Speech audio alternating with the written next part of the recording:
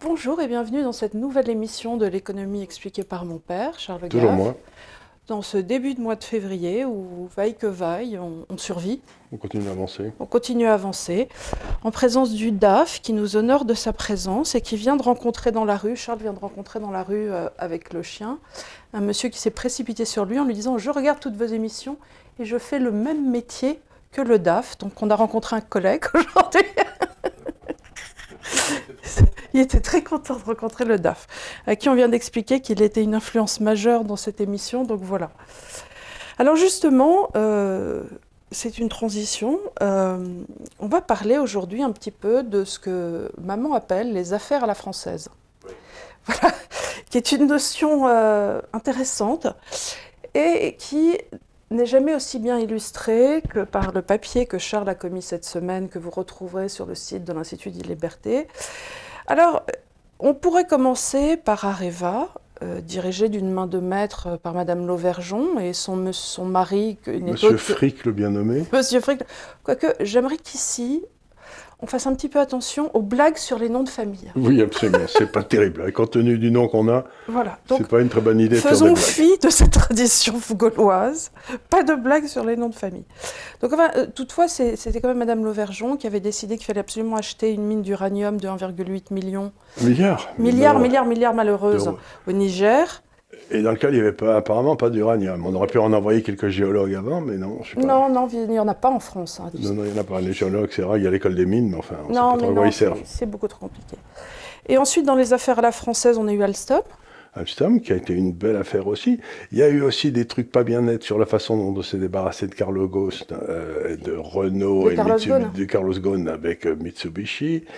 Il y a eu donc Alstom, il y a EDF qui est un massacre. Attends, mais j'aimerais bien que tu nous détailles un petit peu plus Alstom. Alors revenons un petit peu sur Alstom. Qu'est-ce qu'ils ont fait ces génies?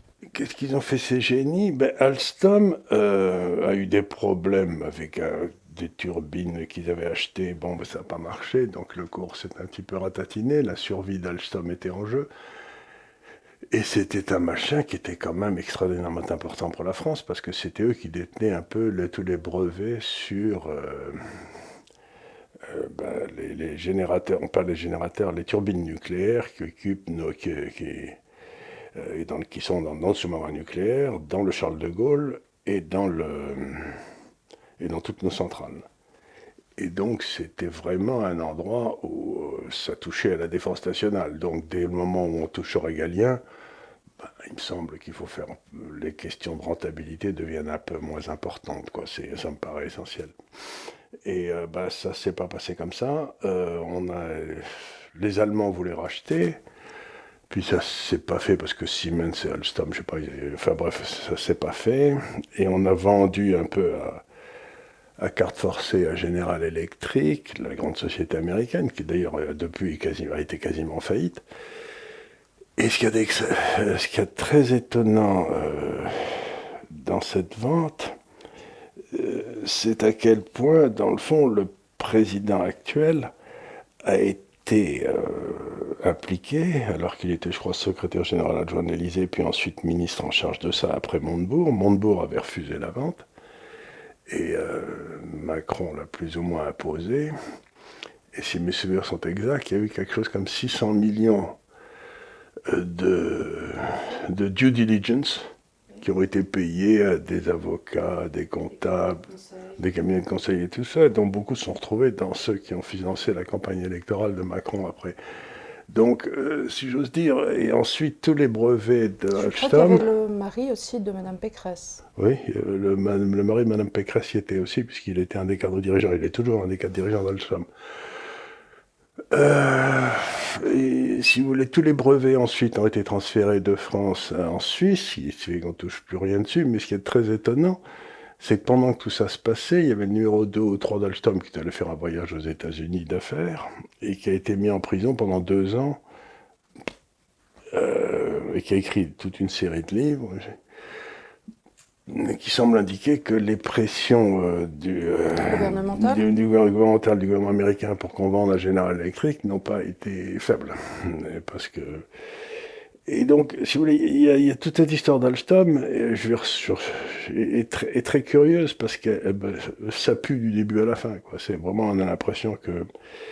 Et donc, on a vendu littéralement des bijoux de famille pour un plat de lentilles à General Electric.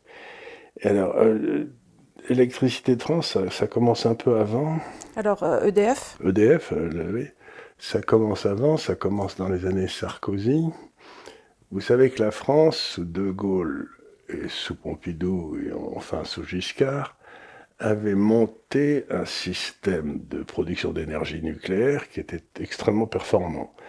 C'est-à-dire que la France avait les trois composantes de la filière nucléaire. Donc on avait Areva qui s'occupait du recyclage et de l'uranium, etc. Vous aviez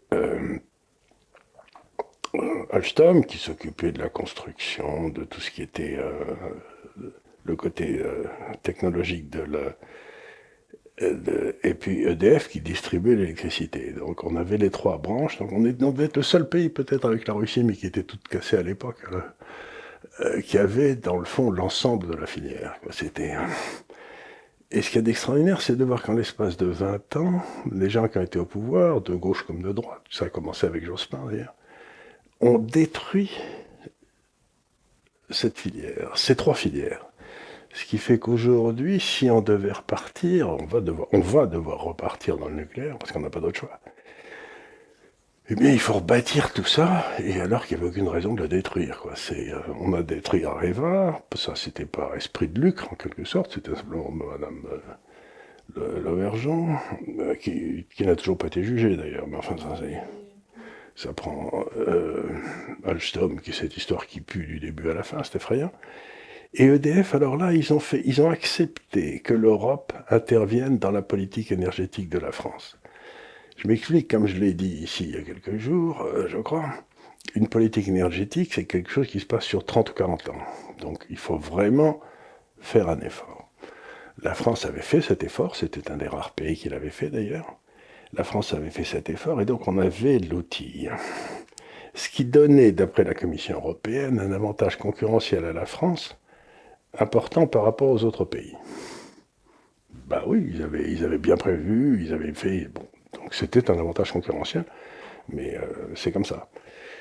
Et donc la Commission européenne, dans sa grande sagesse, a décidé qu'il fallait faire un marché unique de l'électricité en Europe,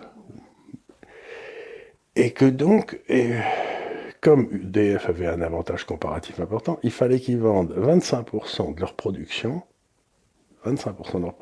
à prix coûtant, à des gens qui ne faisaient rien, mais qui revendraient l'électricité d'EDF en faisant eux un profit.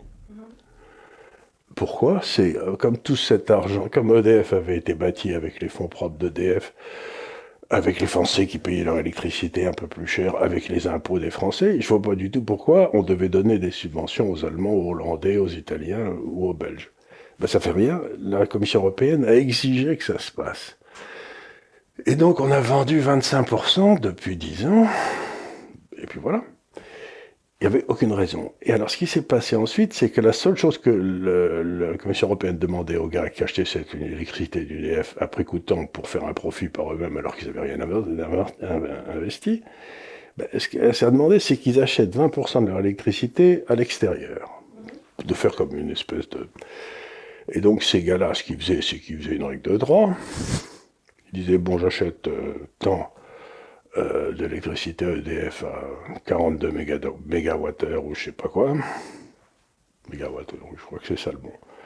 Oui, c'est mégawatts, parce que tu avais mis kilowatts la dernière fois et les gens disent non, c'est mégawatts. Ça serait un peu cher, ils m'ont dit. Ils m'ont dit, ça serait un peu cher. Bah, on va pas chipoter. On va pas chipoter pour... Les maths, c'est pas une science exacte. Voilà, exactement. Donc, bref. Donc ils ont à 42, et puis ensuite ils allaient acheter le reste à 50, 60 sur le marché, là. Ils faisaient une règle de 3 et ils vendaient ça à 55, ce qui leur permettait de se court-circuiter. Et puis ce qui s'est passé, c'est que bon, comme ils commençaient à dépasser les 25%, l'autorité de contrôle qu'on avait créée, qui est encore un bidule incroyable, EDF ne voulait pas leur vendre plus de 25%, et à juste titre. Donc on a commencé à faire des rationnements pour les gars qui achetaient. Mais ils continuent à vendre ces corneaux. Et donc à un moment, ils ont vendu plus que les 25%, plus les 20% qu'ils devaient acheter à l'extérieur, quoi. Et sur les 20% qu'ils avaient acheté à l'extérieur, d'un seul coup, le prix est passé de 60 à 300. Et donc ils se retrouvaient en perte sur tous leurs contrats. Évidemment. Et c'est là où le coup de M. Macron est absolument génial et simple et tout d'exécution, c'est que ces gars-là se sont mis à fermer. Ils n'avaient pas de fonds propres, la subvention cessée, c'est le capitalisme de toconnivence, c'est ce que ta mère appelle les affaires à la française, qui est grosso modo de permettre à un gars qui n'a pas pris de risque de gagner de l'argent en enlevant du pognon à celui qui a pris des risques. C'est le coup classique, quoi. C'est simplement ça s'appelle de la corruption. Et donc, ils ont dit, ah ben non, il faut à ce moment-là qu'EDF reprenne ses clients. Parce qu'il n'allait pas laisser les gens sans électricité. Bon, ça, oui.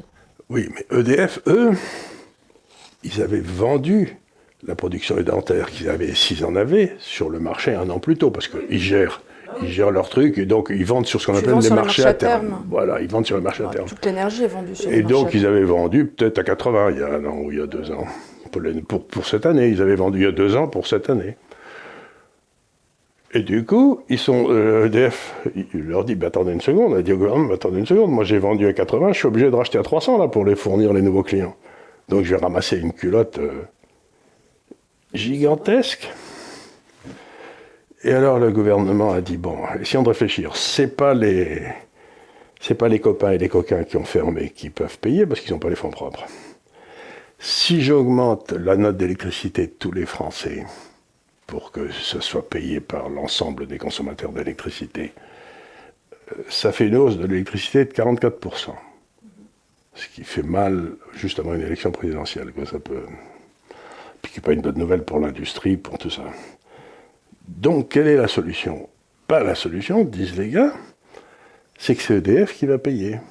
Ça fait 16 milliards d'euros, et probablement plutôt 25 d'ailleurs, quand les calculs seront finis. 25 milliards d'euros.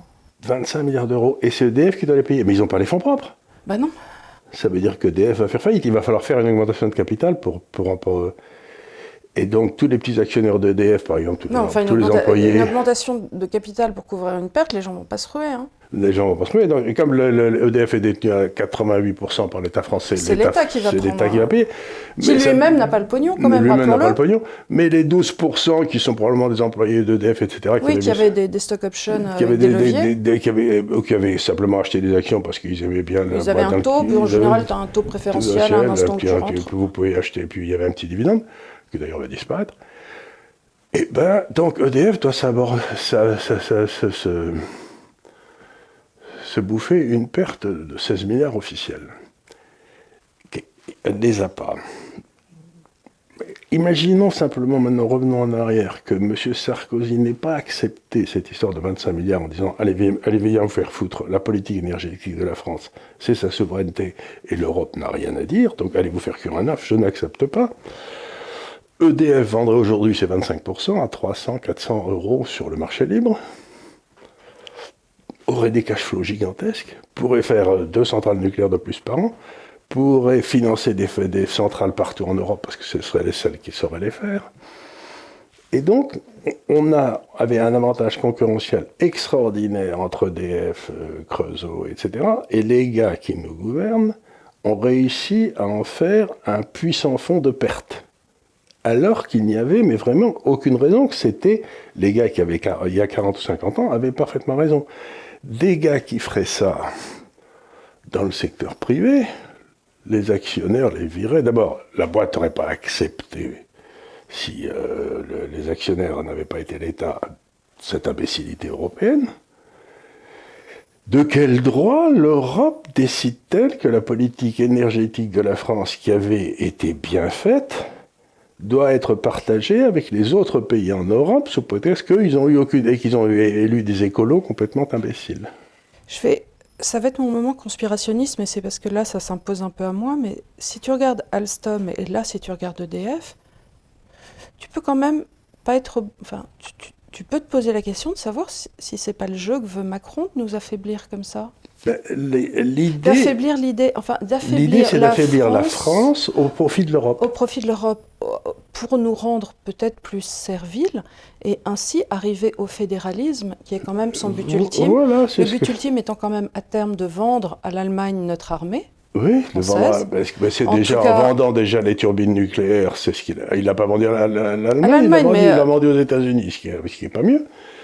Et est-ce que c'est volontaire? Est-ce que c'est simplement de l'imbécilité? Je ne sais pas, mais en tout cas, à tout le moins, c'est une incompétence incroyable.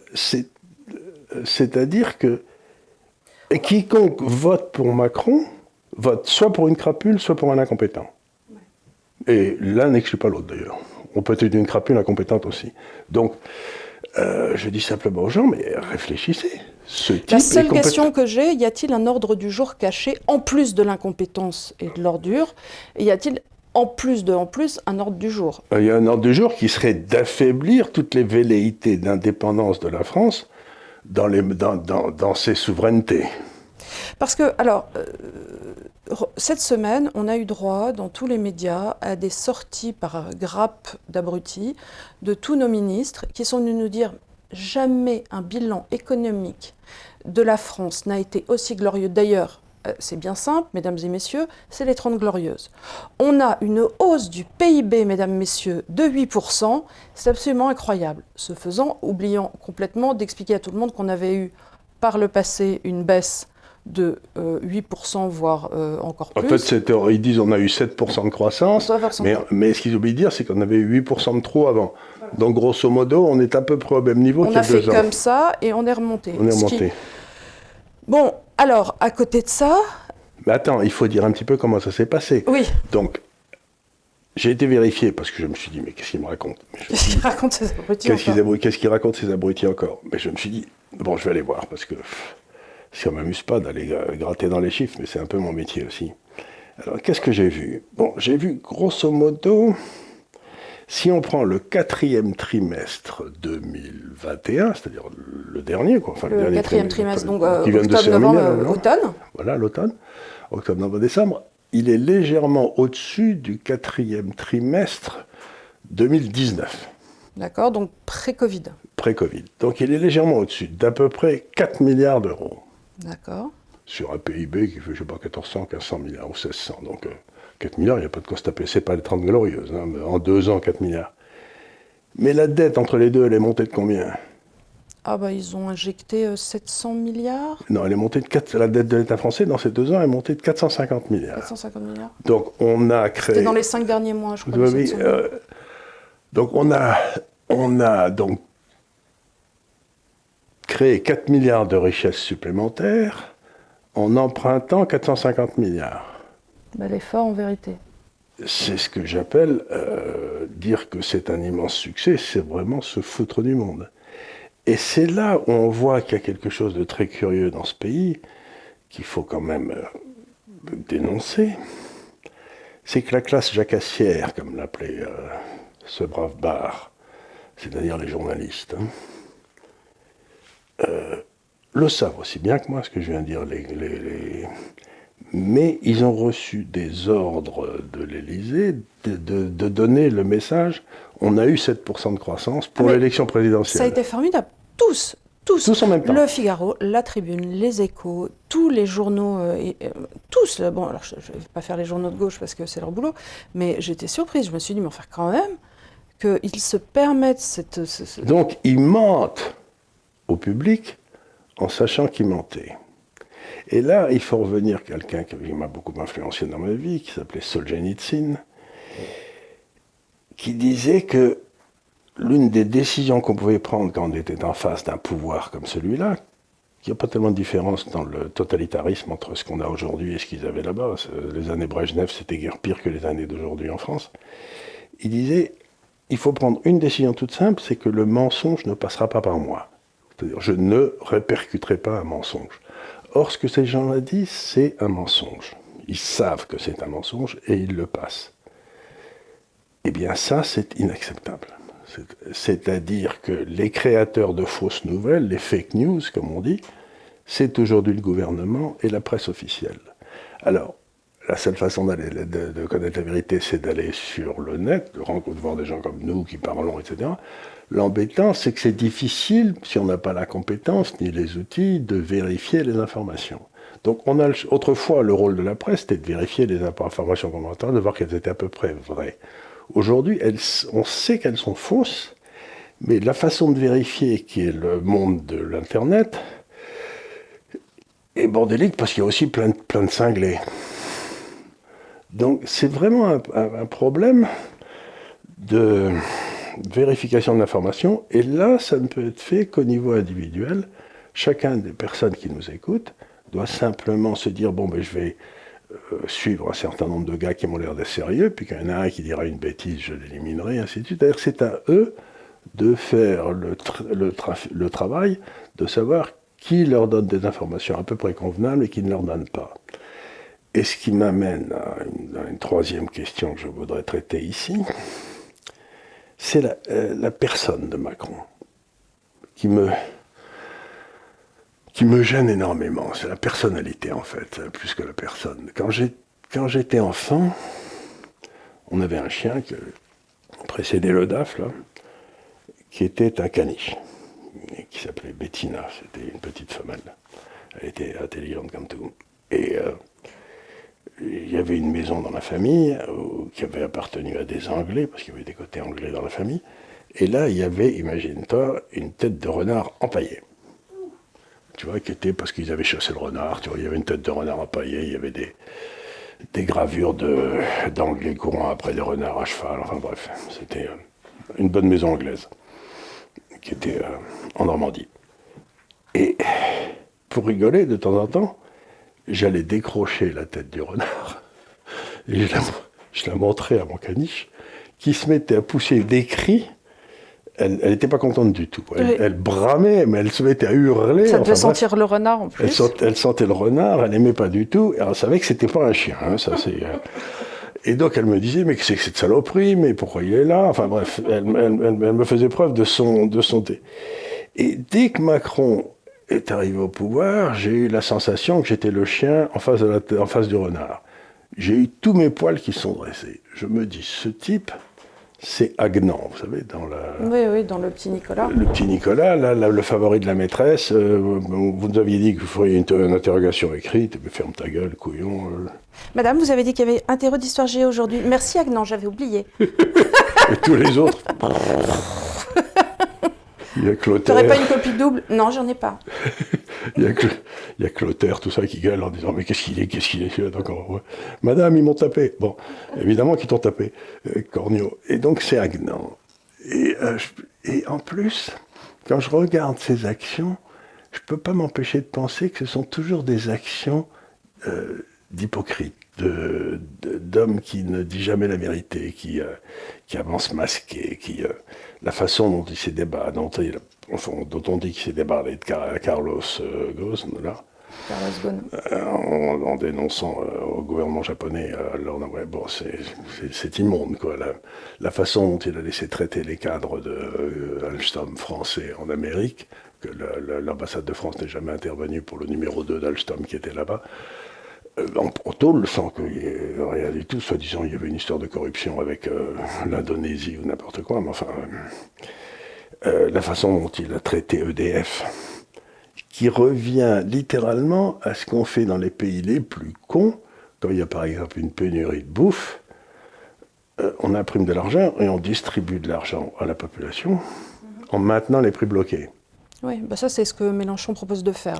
Là je le regardais hier, et il disait « Oui, c'est un scandale, il faut bloquer le prix des pâtes et empêcher les producteurs de pâtes alimentaires de se faire des ronds. » J'ai dit « Ah bah voilà, alors là on est sur... » C'est ce qu'ils ont fait avec EDF. Voilà, c'est de la super bonne solution. On est sur la... On fout en l'air le producteur, il faut que c'est Mélenchon. Et puis ça a bien marché à Cuba, donc vraiment, on est sur de la solution pérenne là. Et à Venezuela, qui est ce que Mélenchon préfère au monde, c'est Venezuela. Il y a déjà 2 ou 3 millions de Vénézuéliens qui sont barrés du Venezuela pour aller de l'autre côté des Andes là-bas, ou au Brésil, parce qu'ils crevaient de faim, quoi. Donc, alors que c'était quand même le 2e ou le 3e pays le plus riche d'Amérique latine, après avec l'Argentine, en 45-46. Dans les années 80, alors il y a toujours un problème de corruption, mais ils avaient réussi quand même à faire monter une classe moyenne et à avoir... Enfin, c'était assez drôle parce que quand tu arrivais à Caracas, t'as des routes qui partaient de l'aéroport, tu roulais en voiture,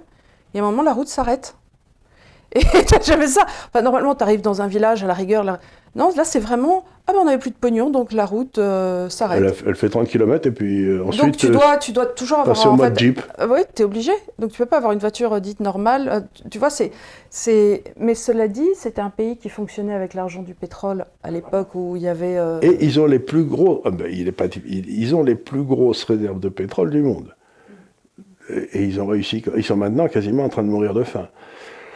Donc ça prouve que vous mettez M. Mélenchon au Sahara, il nationalise le sable, et 3 ans après, il y a une pénurie de sable au Sahara. Quoi. C'est toujours la même. Mais c'est ce qu'a fait monsieur Macron avec EDF. C'est-à-dire qu'il fait supporter c'est la marge brute d'EDF qui s'écroule. Or, comme j'ai essayé de le dire 25 fois, l'emploi, par exemple, dépend de la marge brute des entrepreneurs. La marge brute des entrepreneurs suisses est 50% au-dessus de la marge brute des entrepreneurs alors français. Ça, c'est ce que tu as calculé lundi. Donc, pour les gens qui ne connaissent pas, la marge brute d'exploitation... C'est ce qui reste une fois que tu as tout payé. Voilà, donc c'est les noisettes qu'on met de côté. C'est pas ça, c'est que toi, tu es payé au début du mois, à la fin du mois, il te reste peut-être quelque chose, une fois que tu as tout payé pour tes filles, pour tout ça, et grosso modo, c'est ce qui reste une fois que tu as tout payé, c'est ceux avec lesquels tu pourras faire des investissements, préparer ta retraite, ou j'en sais rien. Bon, mais une entreprise, c'est pareil, il y a de l'argent qui rentre, et puis de l'argent qui sort, et ce qui reste au milieu, c'est ce qui permet à l'entreprise d'investir pour le futur. Bon, si tu enlèves ça, l'entreprise ne peut plus investir, ne peut plus embaucher, et tu te retrouves avec une économie qui s'écroule. C'est le Venezuela, c'est ce que préconise M. Mélenchon. Mais qu'un homme comme... Donc attends, donc la marge brute d'exploitation, d'autofinancement en Suisse était, je crois que tu l'as calculé, de 26% en Suisse, et en France, elle est de 17%. 17, c'est ça. Et donc on est... Et en Suisse, il n'y a pas de chômage, il n'y a pas d'inflation, la petite institutrice est payée 4 000 francs suisses, c'est-à-dire quasiment 4 000 euros, et il y a pas ils ont des excédents extérieurs monstrueux. Ils ont une industrie qui maintenant doit être plus forte en taille absolue que celle de la France. Donc, je veux dire, peut-être, est-ce que tu connais le nom d'un politicien suisse? Oui, ça c'est le rêve toujours. La réponse est non, et c'est peut-être parce qu'on ne connaît pas le nom d'un politicien suisse que la Suisse marche. C'est-à-dire qu'encore une fois, la seule solution, c'est que le peuple décide lui-même. Alors, je voudrais juste faire un petit aparté politique, parce que hier sont sortis des sondages qui sont peut-être truqués, parce que, encore une fois, revenons au point. Quand on voit ce qu'ils nous racontent sur les 30 Glorieuses, ils peuvent truquer les sondages aussi. Toutefois, ils ont testé les 3 candidats de la droite. Donc, on avait un test Macron versus Pécresse, qui donnait à peu près 53% versus 47%. Pour Macron ? Pour Macron. J'en crois pas un mot. Le même face à Marine Le Pen, qui était plus ou moins la même chose. Et vis-à-vis de Zemmour, ça donnait 33 pour Zemmour, le reste pour Macron. Et donc, je ne peux pas m'empêcher de me dire, n'empêche que là, la droite, qui est, à mon avis, majoritaire en France, se retrouve, à force de se diviser par groupe de 2, dans un État où elle sera majoritaire, mais potentiellement battue, encore une fois, parce qu'on va nous refaire le même coup que Chirac face à Le Pen, sauf l'éventualité où s'il y avait un second tour Marine Le Pen, Zemmour, ce que je trouve très tiré par les cheveux, mais bon, mais sinon, on va se retrouver avec un second tour probablement... Macron bis. Macron bis, pardon de le dire, et donc voilà, c'est tout ce qu'on aura gagné. C'est tout ce qu'on aura gagné, mais ça, c'est un des vrais problèmes. Mais là, je ne crois pas une seconde que les sondages sont justes. Alors... Oui, mais je crois à la droite pétainiste de l'entre-deux tours. Oui, moi aussi, je crois que les gens vont essayer de la droite craintive, la droite... Mais je crois aussi que jamais, dans l'histoire de la Ve République, il y a eu un président qui était aussi haï que celui-là. C'est-à-dire que les gens... Je n'arrive pas à croire qu'il y ait 25% des Français qui soient prêts à voter pour cette espèce d'ectoplasme, quoi. Parce que je ne comprends pas, il est entouré de crétins. Quand on voit l'entourage qu'il y avait autour de De Gaulle, quand on voit l'entourage qu'il y avait autour de Pompidou, les ministres d'État, etc., et quand on voit les gars autour de Macron, les gars autour de Macron sont tous plus bêtes les uns que les autres. Comment il s'appelait le ministre de l'Intérieur, là, Castaner? C'était une petite frappe. L'autre, là, la ministre de la Condition féminine, je sais pas quoi, Schiappa, tu te dis, mais qu'est-ce que c'est que ce truc-là? Marlène Schiappa, madame, celle qui était ministre de la Santé, là, qui est partie à l'OMS, à qui on vient de donner la Légion d'honneur pour service rendu, c'est quand même étonnant. Donc, tu regardes tout ça et tu te dis, mais quand même, ce sont...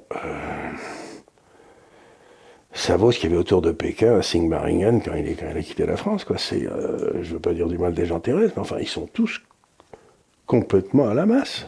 Et Macron, chaque fois qu'il a fallu prendre une décision, il a pris la mauvaise. Et c'est pour ça que je n'arrive pas à croire. J'ai toujours pensé que le peuple avait une espèce de sagesse profonde et qu'on ne savait pas, on savait pas l'interroger. Par exemple, tu mets dans un aéroport un vase rempli de petits bonbons, là, petits bonbons rouges, noirs, etc. Et tu demandes aux gens qui passent combien il y en a. Bon, tu vas avoir une distribution des gens qui disent il y en a 12 millions, 12 500, etc. Bon.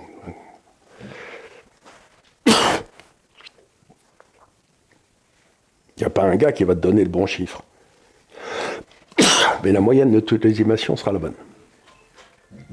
C'est-à-dire que le peuple n'est pas très doué, peut-être, mais par contre, quand tu interroges tout le monde à la fois, ben, la moyenne, c'est-à-dire le résultat du vote, en général est le bon. Et donc je suis persuadé aujourd'hui qu'on est en train de nous raconter des calembredaines, que la popularité de Macron c'est plutôt 12 ou 13, et qu'on est en train de nous le dire à 25, pour que les trois dont tu as parlé tout à l'heure continuent à se mettre sur la gueule, pour être au deuxième tour contre Macron, alors que je ne suis même pas certain que lui y sera. Donc on est en train d'essayer, comme on avait dit par exemple au moment des élections de Trump, la première élection de Trump, on avait dit à tous les républicains, il y a Madame Clinton à 7 ou 8 points d'avance sur tous les sondages, c'est même pas la peine que vous alliez voter, ça sert à rien.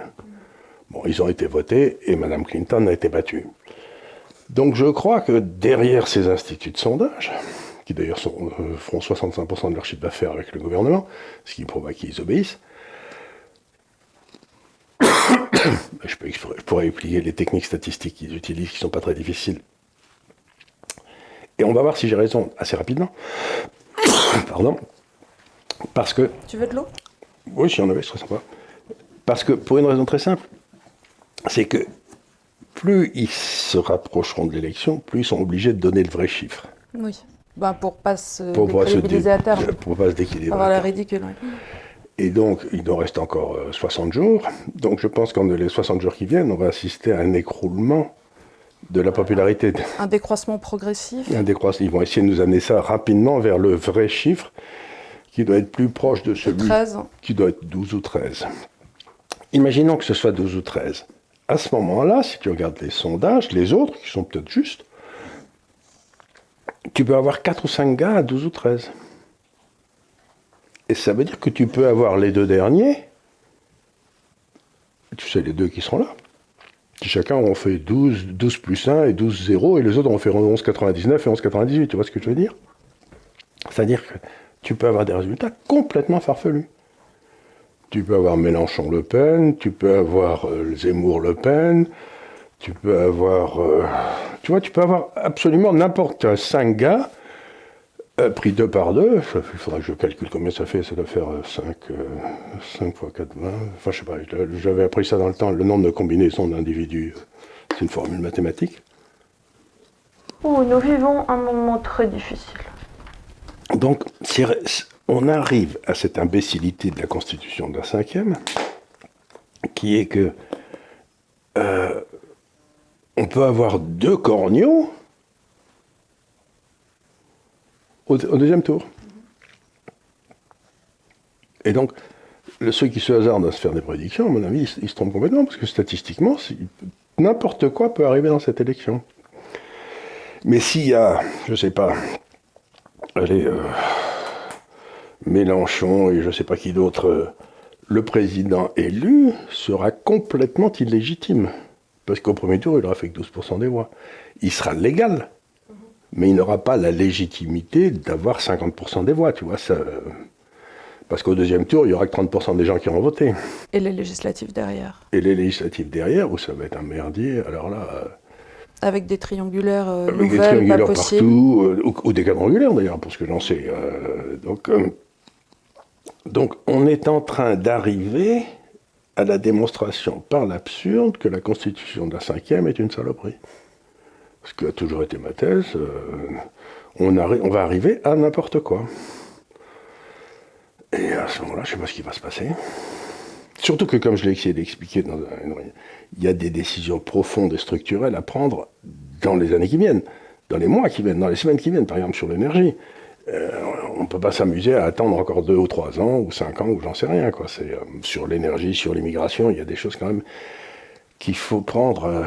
Donc on est en train de bâtir un système, le système est en train de s'autodétruire, à un moment où on aurait besoin d'une tête forte. Et c'est quelque chose dont je ne connais pas d'exemple contraire en sciences politiques, c'est que, en général, c'est ce que disait Saint Paul dans la lettre, je ne sais plus quoi, aux Esséniens ou Corinthiens, je ne sais plus, il disait « Seigneur, comment se fait-il que j'arrive toujours au résultat inverse de celui que je cherchais dans ma vie ?» Et donc la politique, c'est par exemple, si tu dis « Bon, il ne faut plus que les loyers augmentent, je vais bloquer les loyers », et tu crées une pénurie de logements et les loyers passent à travers du toit. Donc tu arrives toujours Donc le but de la 5e, c'était de créer un homme fort qui empêcherait... les renversements éternels qu'on a vus sous la 4e avec... Et maintenant, on arrive à un système qui a perdu toute légitimité. Et flexibilité. Et flexibilité. Je pense que quand Chirac a inversé aussi les législatives, c'était pas forcément intelligent. Celui-là, ça a été un des grands désastres.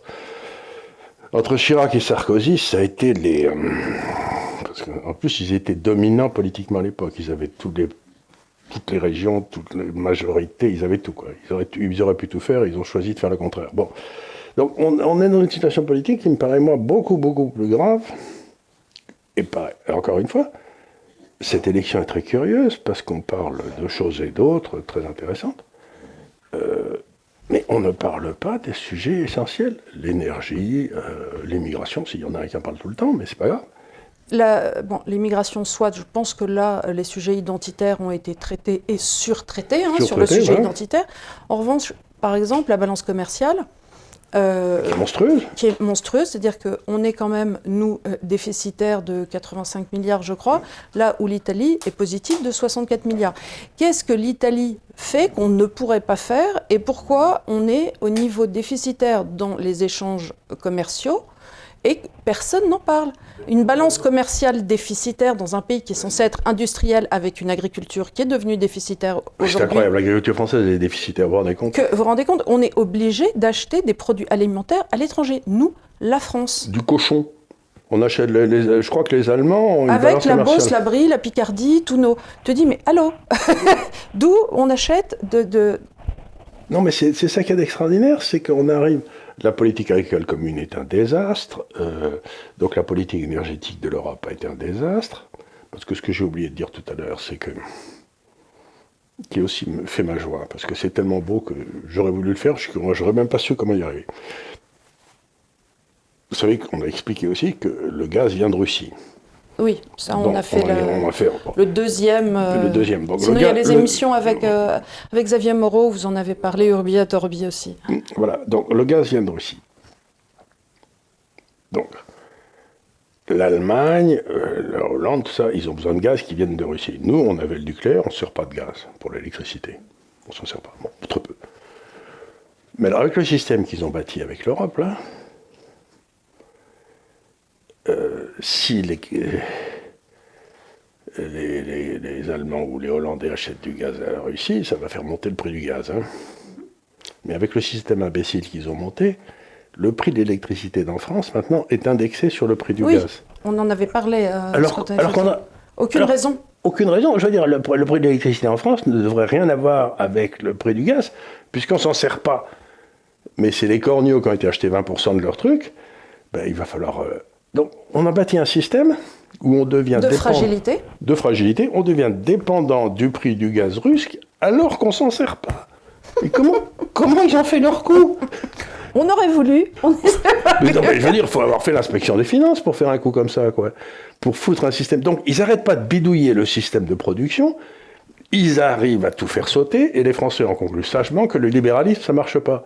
Mais non, mais non, bande de couillons, c'est pas le libéralisme qui marche pas, c'est vos comptes technocrates. C'est la trahison des clercs. C'est pas la trahison, c'est l'incompétence des imbéciles que vous avez mis au pouvoir et qui se pavanent en disant regardez comme on est compétent. La meilleure remarque que j'ai eue récemment, c'est un type qui parlait de l'éducation. Et donc, qui va très mal en France. Oui, ouais, le plus simple, c'est de commencer par les trucs qui vont bien. Voilà, on cherche rien, il n'y en a pas de masse. Si, il y a L'Oréal, etc., les affaires du secteur privé, ça marche bien. Bon, oui, donc, mais ça, c'est grâce au le taux type zéro. dit tranquillement, il dit « Oh, vous savez, l'école, c'est un hôpital comme un autre. Hein. » Je me suis dit « Mais il a tout compris, celui-là. » Quelle est la caractéristique de l'hôpital français, d'après une étude internationale qui va de sortir? C'est que le personnel administratif est d'un tiers supérieur à ce qu'il est dans les autres pays. Et c'est pour ça qu'on a une balance commerciale déficitaire. C'est parce que si vous avez un tiers de gens qui travaillent de plus dans l'administration que dans les autres pays, ces gens qui travaillent dans l'administration, ils ne travaillent pas pour l'exportation. Mais par contre, ils importent ces corneaux. Ils veulent une BMW comme tout le monde. Et donc, on a bâti un système soviétique pour 60% de notre économie, et on est stupéfait, et on rend responsable les 40% qui essayent de survivre. Mais non, le responsable, c'est l'inspection des finances, c'est M. Macron, c'est M. Attali, c'est tous ces gars-là qui coulent la France avec beaucoup de conviction depuis 40 ans. Donc il faut arrêter de raconter des bêtises. Mettez la responsabilité là où elle appartient. En 1940, on a pris une branlée parce qu'on avait la ligne Maginot et qu'on avait un généralissime qui était incompétent. Là, on a essayé de créer une ligne Maginot qui s'appelle l'euro. On est en train de foutre en l'air toute notre entreprise avec des faux prix, des faux contrats, etc. Et on a des généraux incompétents. On prend une branlée. Il n'y a rien de neuf sous le soleil. Mais arrêtez de dire que c'est le libéralisme. Ça ne tient pas la route. Le libéralisme, c'est simplement de foutre la paix aux gens. Hein. Et d'avoir des lois qui encadrent. D'avoir des lois qui encadrent, que le terrain soit à peu près plat pour jouer au rugby dessus. Puis ensuite, des merdes zizi, c'est la meilleure équipe qui gagne. Bon, donc, quand je vois M. Macron, je me dis, ce type est... J'étais dans la même école que lui, d'ailleurs, à la Providence à Amiens, mais lui était un bon élève, moi j'étais un cancre. Mais ce qu'on disait à l'école à Amiens, j'avais quelques copains qui avaient ça, c'était esprit brillant mais faux, sur ses notes. M. Macron, je ne suis même pas certain qu'il soit brillant, mais je sais qu'il est faux. C'est un type qui raisonne de travers, qui a des raisonnements qui sont faux, dont la logique, il pense qu'il n'y a pas besoin de prendre des décisions, qu'on peut avoir en même temps raison ou tort. Mais non, mon grand, ou tu as raison ou tu as tort. Hein. Tu ne peux pas en même temps avoir raison ou tort. Tu as peut-être un esprit compliqué ou un esprit... Tu dis que tu as un esprit complexe, c'est ce qu'il dit, moi j'ai une pensée complexe. Tu n'as pas une pensée complexe, tu as une pensée très con. N'élisez pas un type qui a une pensée très con, c'est l'essentiel de mon message. Un type qui ne raisonne pas droit, vous ne le voulez pas comme chef. Voilà, ça me paraît... D'ailleurs, dans la nature, il ne guiderait pas le troupeau. Dans la nature, les autres lui jetteraient des cailloux, oui. Il serait à la ramasse. Non, il vit dans cette espèce de petit monde faux, là-haut, de la haute administration, qui ne correspond à rien, et qui ne fait que détruire la France depuis qu'elle existe. Donc, on se retrouve... Donc, M. Macron, pour moi, c'est quand même un mystère, parce que quand je regarde l'évolution de la Ve République, j'ai toujours dit en plaisantant, et en riant grassement, je ris de moins en moins d'ailleurs. C'est pas vrai, il rit quand même. Oui, j'ai une tendance à rigoler parce que... sinon on se désole. Sinon, non mais je dis toujours aux gens, écoutez, quand vous regardez l'évolution des présidents, De Gaulle, bon, c'était pas mal. Puis ensuite, il y a eu Pompidou, qui était pas mal, qui était mort beaucoup trop tôt d'ailleurs. Si Pompidou n'était pas mort, on n'aurait jamais eu Mitterrand et tous ces couillons-là. Ni Le Pen d'ailleurs. Puis ensuite, on a eu Giscard, qui était un type intelligent, qui a fait des conneries, mais qui a fait 2 ou 3 trucs pas mal aussi. qui a commencé le mouvement vers l'Europe. Donc, et puis ensuite, le regroupement familial, tout ça, c'est lui qui a commencé le démantèlement de la France. Et ce que Pompidou n'aurait jamais fait. Et ensuite, on a eu Mitterrand, bon, qui était une franche crapule, mais qui manquait 14 ans. 14 ans, et les Français l'auraient élu. Mais qui était une franche crapule, mais qui avait une certaine grandeur noire. Il avait au moins... J'avais pas honte de lui quand il était à l'étranger. Il avait une certaine idée de la France. Voilà. C'était peut-être pas la bonne, mais il avait au moins toujours une stature. Une stature. Et il faisait pas honte. Il faisait pas honte à l'international, et tu te disais, il aura toujours à cœur de représenter la France au mieux et qu'on ne nous manque pas de respect. Voilà, la France était respectée. Puis son ministre des Affaires étrangères, Roland Dumas, qui était une autre crapule,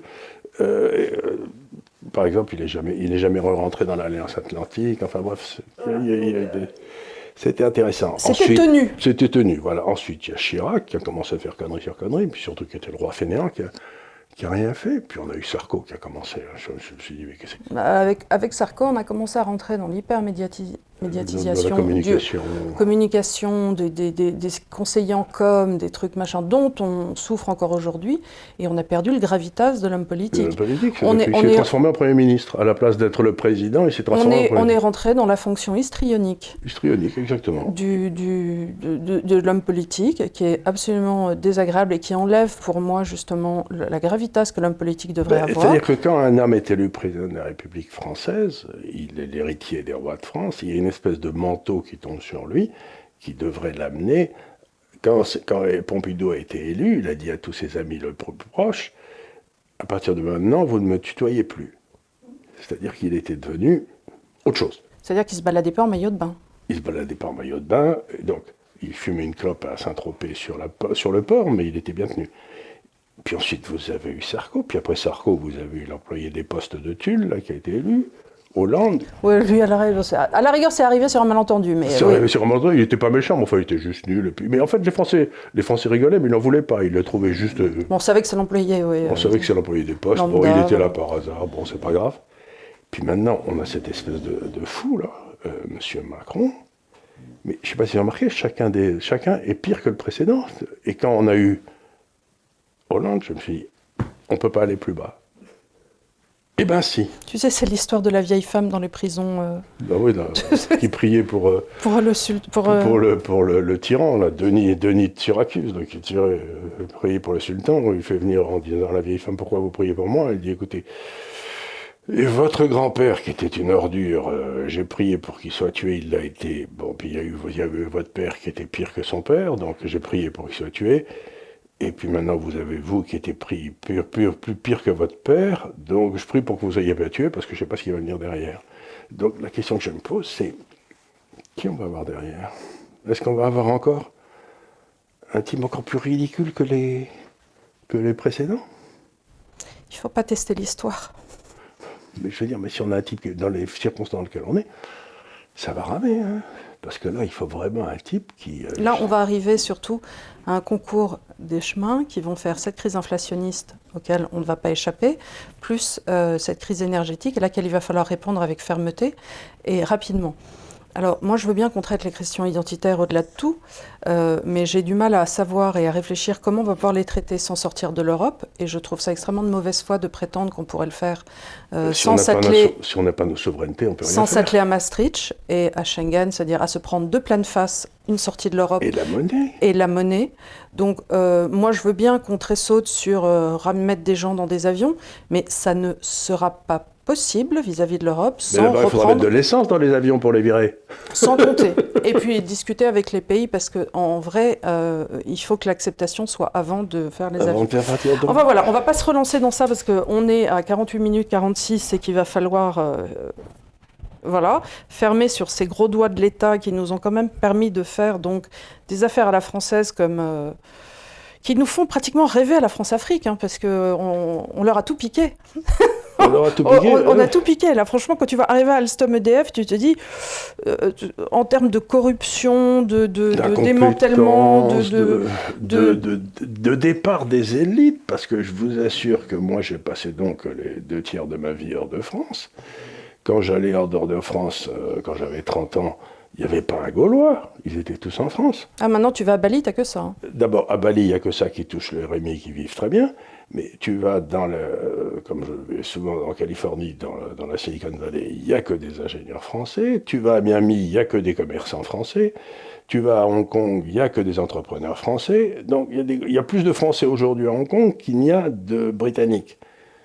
Ce qui est quand même invraisemblable. C'est même historiquement rigolo. C'est quand même, donc, tu vas en Colombie-Britannique, dans une île où mon fils est, ben là, il y a 2 ou 3 Français qui sont là, qui se démerdent, qui sont qui font dans les travaux, enfin, qui essayent de monter des maisons, et qui sont très malins d'ailleurs. Remarque, si tu as envie de construire, il vaut mieux aller dans des pays qui continuent à construire. Qui continuent à construire, mais c'est ça. France, tu non, mais ce que je veux dire par là, c'est que, ce que j'ai souvent dit, avec ça, ce qui se passe, on perd tous nos bac+7 et on reçoit tous les bac-7. Donc il y a un moment où ça va se voir.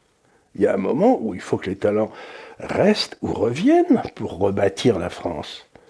De toute façon, enfin, j'ai 78 balais, donc moi je vais rien rebâtir du tout, mais c'est ce que j'ai essayé de faire depuis 4-5 ans en disant les gars, ben non. Chaque fois tu dis 4-5 ans, mais ça va faire 12 ans. Hein. Ça va faire 12 ans. Ça va faire 12 ans qu'on a monté ce truc-là sur un malentendu. Hein. Sur un malentendu, exactement. On continue. Allez, voilà. Écoutez, ça nous a fait plaisir une fois de plus de discuter de... Mais votre vote va compter, les gars, réfléchissez bien. Oui, réfléchissez en amont. Et inscrivez-vous sur la liste électorale si ce n'est pas déjà fait, voilà.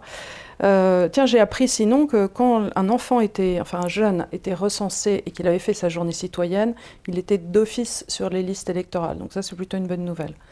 C'est-à-dire que tes 2 filles sont mes 2 filles ont leur carte électorale de fait. Mais de toute façon, tu ne peux pas passer ton bachot si tu n'as pas fait ton recensement et ta journée citoyenne en fonction de l'âge de l'enfant par rapport au truc. Alors de toute façon, avec le Covid, la seconde l'a fait en ligne. Et la première l'avait fait pour de vrai, ce qui à chaque fois donne lieu à des... Parce que il y avait des gens dans son groupe qui ne savaient pas lire, d'autres qui ne savaient pas écrire. Ensuite, il y a un test de logique où on leur lit un petit texte qui est du style Pierre doit apporter une lettre au commandement.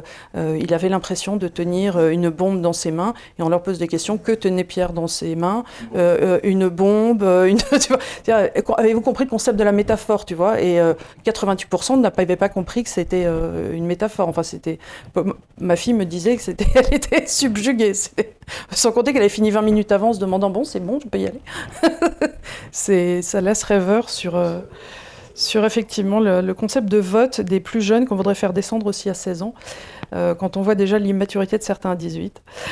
Voilà, écoutez, merci de nous avoir suivis pour cette nouvelle émission. On a grogné aujourd'hui. On a grogné sur... oui, on parlait des affaires à la française, alors forcément, on ne pouvait pas en dire du bien. Il y a rien qui m'énerve plus, parce que la beauté du capitalisme, c'est quand même, qu'on le veuille ou non, que le type qui prend des risques, s'il perd, il perd tout. Or, aujourd'hui, on a monté un système en France où les gens gagnent de l'argent sans prendre de risques sur le dos du contribuable. Et ça, c'est complètement inacceptable et ça n'a rien à voir ni avec le capitalisme, ni avec le libéralisme. C'est une saloperie, c'est du vol. Ne nous trompons pas. Et c'est pas les libéraux. Et c'est pas les libéraux. Voilà, merci encore de nous avoir suivis. N'hésitez pas à mettre vos petits commentaires, à nous suivre sur nos réseaux sociaux et à très bientôt. Merci.